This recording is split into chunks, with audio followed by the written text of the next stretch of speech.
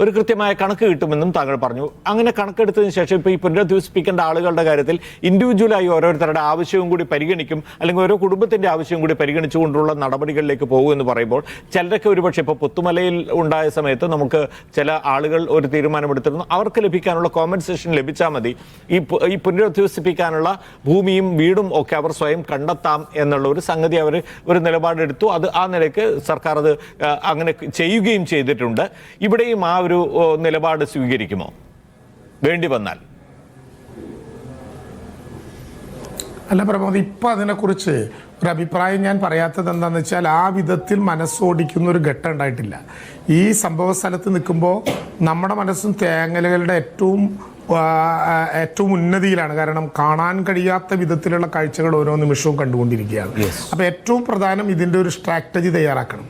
ആ strategy തയ്യാറാക്കിയാൽ compensation കൊടുത്താൽ മേടിക്കാൻ പോലും ആളില്ലാത്ത കുടുംബങ്ങളുണ്ട് എന്ന് പ്രമോദരാമന് മനസ്സിലായിട്ടുണ്ടാകുമെന്ന് ഞാൻ കരുതുന്നു. ഒരു വീട്ടിൽ 5 പേര് നഷ്ടപ്പെട്ട, നമ്മളിപ്പോൾ കൂട്ടിക്കലിൻ്റെ ദുരന്തത്തിൽ പ്ലാപ്പുള്ളിയിൽ മാർട്ടിൻ്റെ ഭാര്യയും അമ്മയും 3 കുട്ടികളും മരിച്ചതുപോലെ ഒരു വീടിനകത്ത് രക്തബന്ധത്തിൻ്റെ അവസാനത്തെ കണ്ണിയും വിട്ടുപോയ അനുഭവങ്ങൾ വരെയുണ്ട്.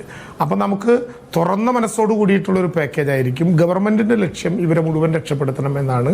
ഞാൻ ഒരു കാര്യം ഉറപ്പിച്ച് പ്രമോദിനോട് പറയാം, ഇന്ത്യ തന്നെ പുനരധിവാസ കാര്യത്തിൽ വരാൻ പോകുന്നൊരു കേരള മോഡലായിരിക്കും ഇവിടെ ഈ ചൂരൽമല ദുരന്തവുമായി ബന്ധപ്പെട്ടുണ്ടാക്കാൻ പോകുന്നത്. അത്ര വിശാലമായ അടിസ്ഥാനത്തിൽ എല്ലാവരുമായി കൂട്ടിയോജിപ്പിച്ച് നിലവിലുള്ള പുനരധിവാസ പ്രവർത്തനങ്ങളിൽ നിന്നൊക്കെ ഭിന്നമായിട്ടുള്ള പുതിയ ആശയങ്ങൾ കൂടി കണക്കിലെടുത്ത്, സുനാമി ദുരിതാശ്വാസ പ്രവർത്തനം കഴിഞ്ഞപ്പോൾ നമുക്കുണ്ടായൊരു പ്രശ്നം, പലരും അവരവരുടെ ഇഷ്ടാനിഷ്ടങ്ങൾക്കനുസരിച്ച് വീടുകൾ നിർമ്മിച്ചു കൊടുത്തത് കുറച്ചു കാലം കഴിഞ്ഞപ്പോൾ മെയിൻ്റനൻസിന് ആരുമില്ലാതെ ചോർന്നൊലിക്കുന്ന സ്ഥിതിവിശേഷം ഉണ്ടായി. അപ്പോൾ അതിനൊരു സ്റ്റാൻഡേർഡ് രൂപം തയ്യാറാക്കുന്നത് ഉൾപ്പെടെ നല്ലൊരു SOP തയ്യാറാക്കി അതിനെ നിയന്ത്രിക്കാൻ കഴിയുന്ന വിധത്തിൽ ഒരു IAS ഉദ്യോഗസ്ഥന് തന്നെ ചുമതല കൊടുക്കാവുന്ന വിധത്തിലൊരു മിഷനാക്കി മാറ്റി ആ വിധത്തിലൊരു ഗൗരവമായ തലത്തിലായിരിക്കും ആ പുനരധിവാസ പ്രവർത്തനത്തെ എടുക്കാൻ പോകുന്നത്.